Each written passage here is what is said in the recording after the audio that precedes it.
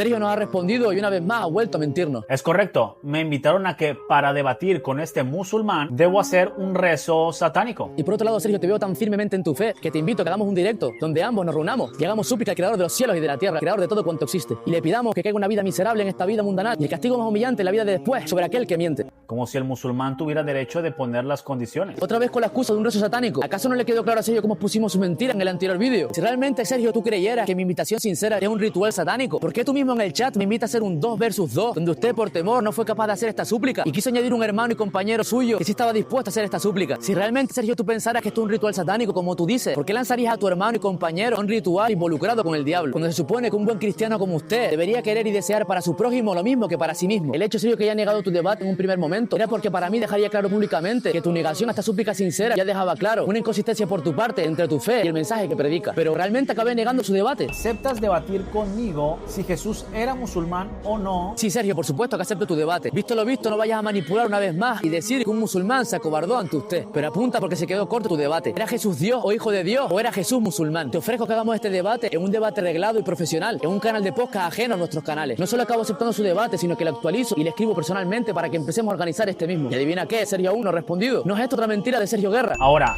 la pregunta es, Sergio, ¿por qué no aceptar debatir y solo hacer ese rezo si realmente es un rezo sincero como él bien lo dice? Se llama Mubahala y Mubahala es la invocación a la maldición de Alá a revelarse en quien de los dos está mintiendo. Es decir, el musulmán me estaba invitando a hacer esta práctica pagana para que sobre alguno de los dos cayera una maldición. Serio, decir que la Mubahala es una práctica pagana es un error absoluto. Y demuestra que no conoces el Islam, pero sobre todo no conoces tu propia Biblia. La invitación que te propuse tiene un enorme precedente en el Antiguo Testamento. En el primer libro de Reyes, capítulo 18, el profeta Elías no se quedó debatiendo por horas con los falsos profetas de Baal. Al contrario, les propuso un reto de oración frente al pueblo. En Reyes 18:24 leemos: invocad vosotros el nombre de vuestros dioses y yo invocaré el nombre de Jehová. Y el Dios que respondiere por medio de fuego, ese sea Dios. Eso es una Mubahala, pedirle a Dios que intervenga para demostrar quién miente y quién dice la verdad. El profeta y rey David hizo múltiples veces algo muy parecido a una Mubahala. El profeta David no se quedaba discutiendo cuando mentían sobre él. En Salmo 59, 2 y 13, el profeta David pide juicio divino contra los mentirosos, diciendo: por el pecado de su boca sean presos en su soberbia y por la maldición y mentira que profieren. Consúmelos con furor y sépase que Dios gobierna. El profeta David ponía la verdad constantemente en manos de Dios para que así el mentiroso quedara en evidencia. Te invité a hacer lo mismo que Elías y David, a hacer una súplica sincera al creador del universo para que bendiciera a aquel que dice la verdad y expusiera al que miente. Por otro lado, en el Islam este rezo es el último recurso. Se usa cuando el debate se estanca y la otra persona simplemente discute por orgullo. Algo que cuando hiciste tu primera respuesta a uno de mis vídeos, en mi opinión, observé la mentira y la arrogancia en gran abundancia por tu parte. ¿Qué fue lo que hice yo? Responder a cada uno de los puntos que usted ofreció en esa respuesta y cerré el vídeo ofreciéndole una súplica sincera al creador del universo. Algo que Sergio, en vez de ser sincero y decir que no está preparado para hacer esta súplica, que por supuesto desde mi opinión es totalmente respetable, al contrario tiene el valor de tomar la excusa de ser un ritual satánico. Eso es algo que no respeto tanto. Y a su misma vez insultar a profetas del Antiguo Testamento como Elías o David, ya que profetas como Elías y David nunca creyeron que pedir justicia al creador del universo, exponiendo al mentiroso, sea un ritual satánico. Si te disputan acerca de esta verdad,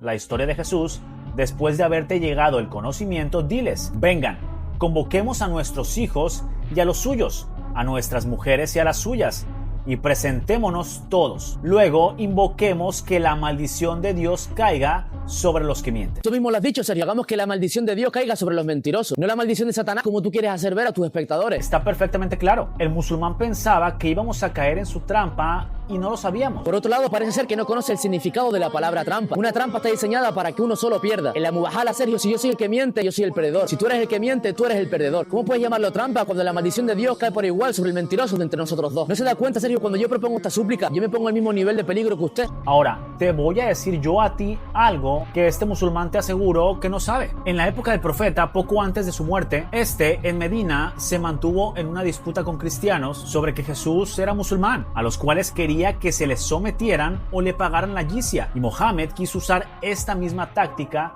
con estos cristianos invocando a hacer la Mubahala. Sergio, tu desesperación por pintar al profeta Muhammad sallallahu alaihi wasallam como un opresor te hace manipular la historia una vez más. Primero, Sergio, que la Mubahala no fue ninguna amenaza militar ni ninguna extorsión. Se propuso únicamente después de días de debate, un debate teológico sobre la naturaleza de Jesús que llevaba días estancado. De hecho, estos cristianos nunca se sintieron oprimidos o extorsionados, tal como dice Sergio Guerra. El profeta Muhammad sallallahu alaihi wasallam los hospedó y les permitió realizar sus oraciones cristianas libremente dentro de su propia mezquita. La invitación a esta súplica fue una invitación espiritual abierta. Por otro lado, Sergio, vuelves a mentir diciendo que el profeta Muhammad Muhammad sallallahu alaihi wasallam utilizó esta mubahala como una táctica para obligar a estos cristianos a someterse a él o pagar la yizia. Otra mentira histórica, ya que la yizia aparece posteriormente a esta súplica. ¿Pero por qué aparece esta yizia? Cuando los cristianos de Najran vieron al profeta y a sus familiares arrodillarse para dar comienzo a esta súplica en la que Dios pondría el mentiroso, ¿sabes qué hicieron sus líderes? Se negaron, tuvieron temor de Dios y sus propios sabios se dijeron unos a otros: no hagáis esta súplica, vaya a ser que Mohammed fuera a ser un verdadero profeta de Dios y nosotros mismos en nuestra descendencia no alcancemos el éxito jamás. La negación de los cristianos a esta súplica no por Lucas 6:28, sino porque reconocieron el peligro espiritual de desafiar la verdad. Por otro lado, Sergio, la yizia no fue una imposición previa. Fueron los mismos cristianos que cuando negaron esta súplica le pidieron al profeta Muhammad sallallahu alaihi wasallam llegar a un acuerdo político y un tratado de paz. Y el profeta Muhammad sallallahu alaihi wasallam, lejos de castigarlo o someterlo, les mejoró las condiciones del tratado para protegerlo. La yizia era un impuesto de protección militar y a la misma vez era el único impuesto que pagaban los judíos y los cristianos. Los cristianos y judíos no tenían la obligación de defender militarmente el territorio en el que vivían, porque literalmente ellos mismos no querían luchar en su defensa. Los musulmanes ponían los muertos, la sangre y el esfuerzo militar para defenderlos a ellos, a su familia y a su iglesia. La yizia era el único impuesto que pagaban y lo pagaban a cambio de esa total protección del Estado, que en la inmensa mayoría de ocasiones era notablemente inferior a lo que pagaba un musulmán por sus bienes. Otra mentira de Sergio es la tolerancia y la autonomía judicial que pretendes ocultar. En este tratado de paz, el profeta Muhammad sallallahu alaihi wasallam les permitió vivir según su religión y practicarla con total y absoluta libertad, y nadie les obligó a convertirse o renegar de su fe. Y toma nota, Sergio, porque esto destruye por completo tu argumento de sometimiento. Cuando surgían disputas entre judíos y cristianos, nunca se les juzgó en base a la Sharia islámica, sino en base a la propia ley que seguían ellos, es decir, sus propias leyes. La gente del libro tenía su propia autonomía judicial dentro del Estado Islámico. Te pregunto, Sergio, ¿dónde está el sometimiento salvaje que intentas inventarte? ¿Qué creen que pasó? Los cristianos se negaron a hacer la mubahala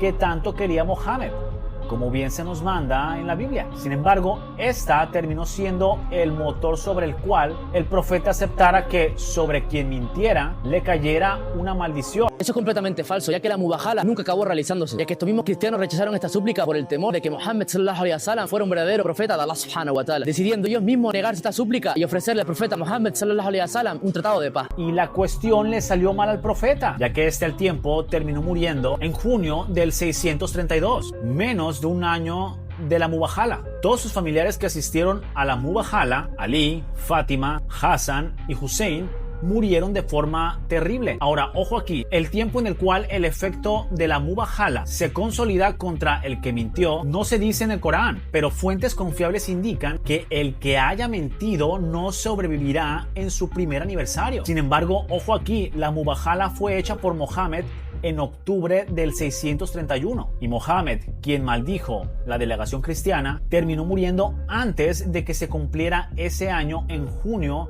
del 632. Sergio, tu teoría se destruye por tu misma lógica. Tú mismo has mencionado a los familiares del profeta Muhammad sallallahu alaihi wasallam presentarse junto con él. Según el propio Corán, esta mubahala era un desafío grupal, donde la maldición de Dios caería sobre el bando mentiroso. Si tu teoría mentirosa fuera real y la súplica se hubiera dado, a pesar de que estos cristianos se negaron a realizar esta súplica, todas las personas que se presentaron junto al bando del profeta Muhammad sallallahu alaihi wasallam deberían haber muerto todos dentro de ese periodo de un año. Pero en realidad, el único que falleció en ese supuesto tiempo fue el profeta Muhammad sallallahu alaihi wasallam, y lo hizo por causas naturales tras cumplir con éxito absoluto toda su misión profética. Su hija Fátima murió meses después a este plazo que tú quieres atribuir. Su yerno Ali, su nieto Hassan y Hussein murieron años y décadas después al evento de Najran. Si tu lógica y teoría fueran ciertas, Sergio, todas las personas que se presentaron a esta mubahala junto al profeta Muhammad sallallahu alaihi wasallam también deberían haber muerto en este periodo de un año, algo que históricamente es completamente falso. El profeta dijo en el Corán que Alá le cortaría la aorta si inventaba las palabras de Alá. Sin embargo, en Bukhari afirmó que Alá había hecho precisamente eso y le había causado la muerte. Sergio, tu desesperación por mostrar el Islam como una religión falsa te hace desembocar en un océano de mentiras. En la sura 69, ley 46 del Corán, Allah subhanahu wa ta'ala utiliza la palabra al-watin, que su significado hace referencia a la vena o arteria principal que si se corta causa una muerte fulminante e inmediata. Es un castigo de destrucción inmediata que Allah subhanahu wa ta'ala enviaría al profeta Muhammad sallallahu alaihi wasallam si se le ocurriría decir una sola mentira. Sin embargo, en el hadith de Sahih al-Bukhari que tú mismo mencionas, cuando el profeta Muhammad sallallahu alaihi wasallam está en su lecho de muerte hablando con su esposa Aisha, la palabra que utiliza en árabe es abhar, y el profeta Muhammad sallallahu alaihi wasallam la menciona utilizando una expresión del árabe clásico. Decir, siento que se me corta el abhar, era una frase hecha que los árabes usaban de forma común para describir un dolor intensísimo en el pecho, una agonía o un sufrimiento extremo. Literalmente, Sergio, estás traduciendo dos palabras árabes completamente distintas como si fuera la misma cosa para forzar una contradicción que solo existe en tu cabeza. Y por otro lado, Sergio, el hadith que menciona deja muy claro el origen de este dolor físico que tenía el profeta Muhammad sallallahu alaihi wasallam. El profeta Muhammad sallallahu alaihi wasallam fue envenenado por una mujer en la batalla de Yashbar en el año 7 de la Égira, pero resulta que el profeta murió en el año 11 de la Égira. Pasaron casi 4 años desde que el profeta fue envenenado. Si la advertencia del Corán de cortar el watín fuera el motivo por el que el profeta Muhammad sallallahu alaihi wasallam había fallecido, Allah subhanahu wa ta'ala iba a esperar 4 años completos, permitiéndole completar el Corán, unificar Arabia y expandir el Islam. Incluso esta mubahala desmiente el Islam como verdad utilizando el mismo Corán como criterio, de acuerdo a lo que vimos que pasó en la historia de Mohammed, cumpliendo de esta manera la profecía de cómo moriría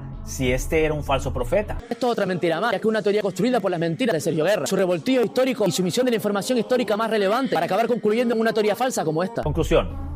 La Biblia prueba que Mohammed es un falso profeta. Lo cierto es que no. En Deuteronomio 33:2 ya estaba profetizada la llegada del profeta Mohammed sallallahu alaihi wasallam, la conquista de la Meca y la llegada del Corán, algo que ya expliqué en vídeos anteriores. La Mubahala probó que Mohammed fue un falso profeta. Al contrario, Sergio, la Biblia probó como Mohammed sallallahu alaihi wasallam es un profeta de Allah subhanahu wa ta'ala, ya que siendo analfabeto propuso una práctica ya reflejada en el Antiguo Testamento que ya habían hecho profetas anteriores como Elías y David. Y el mismo Corán y hadices prueban que Mohammed era un falso profeta. Como no, otra mentira de Sergio Guerra, ya que el Corán y los hadices muestran al profeta Mohammed sallallahu alaihi wasallam como el sello de los profetas. Es decir, no solo lo reconoce como profeta, sino que lo reconoce como último profeta y mensajero para toda la humanidad. Este musulmán quería que cayera en la Mubahala, pero no le funcionó. Te lo presenté como lo que es, una súplica sincera al creador del universo. Pero obviamente tu rechazo a esta súplica es por un temor espiritual, no por la excusa que has inventado de que sea un ritual satánico o por Lucas 6:28. Algo que no te sirve de excusa a ti precisamente, Sergio, ya que los mentirosos no suelen ser bondadosos. Terminé exponiéndolo a él y a su propio profeta, demostrando que la Mubahala